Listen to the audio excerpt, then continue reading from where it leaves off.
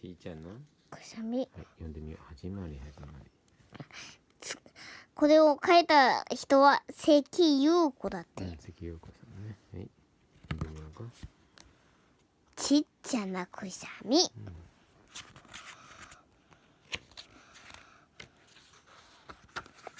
キングはくしゃみくしょーん。蚊がよたよた。あれくしょーん。すると犬にピト。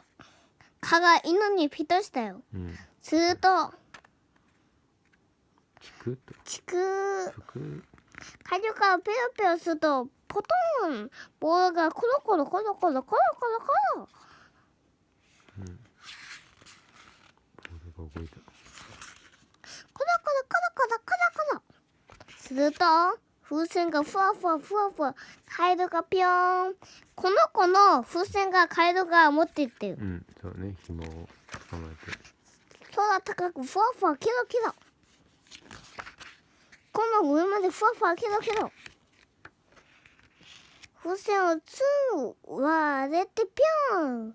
割れちゃった。割れてピョンするとカーンカーンカーン。鐘が鳴る。すると次のうさぎと目を覚まします。するとカーンカーン。みんなで思いつきぺったんぺったん。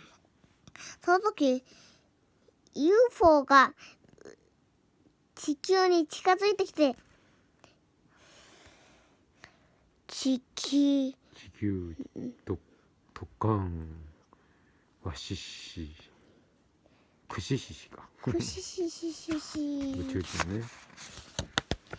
ぺったんぺったん。あーんでわあくっついちゃったよ。こんなでかいの UFO ペタンすると大変。どうなってる？どなた UFO ふらふらさようなら。脱出したな。おもちゃは地球に落ちてく。するとうわ、どなた？あられになって降ってきた。みんなパクパクおいしいんだ。おかしいね。あれになったの？すごいね。そしておしまい。